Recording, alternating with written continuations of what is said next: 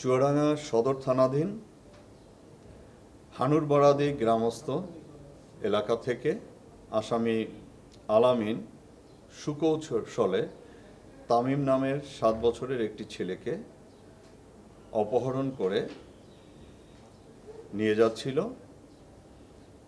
তা এ সংক্রান্তে ভিকটিমের বাবা চুয়াডাঙ্গা সদর থানায় একটি মামলা রুজু করে। এই সংবাদ পেয়ে র্যাব 12 আভিযানিক দল অপস অফিসার এএসপি ওসমান গনির নেতৃত্বে সারা রাতভর অপারেশন পরিচালনা করে বেলকুচি থানাধীন চন্দনগাতি এলাকা থেকে তামিমকে আজকে ভোর 4টায় উদ্ধার করতে সক্ষম হয়। আসামি আলামিনের এগেনস্টে মাদক সংক্রান্তে মামলা রয়েছে।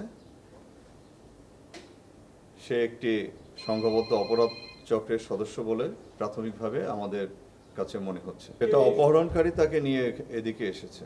তা আমরা তথ্য প্রযুক্তির মাধ্যমে এবং আমাদের গোপন সোর্সের মাধ্যমে আমরা তাকে উদ্ধার করতে সক্ষম হয়েছি চন্দননদী। যেহেতু বিকাল 3টার সময় এই তাকে ফুসলিও এলাকা থেকে নিয়ে আসছে এবং সেক্ষেত্রে মুক্তিপণের বিষয়টি এখনো সামনে আসেনি।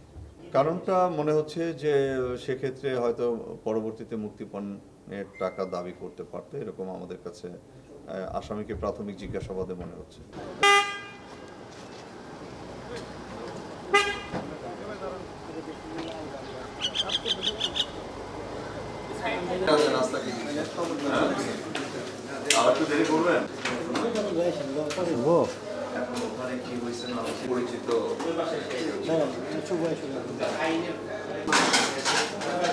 যেহেতু তাদের সাথে এই কারণে সরাসরি মামলা করে দিচ্ছে।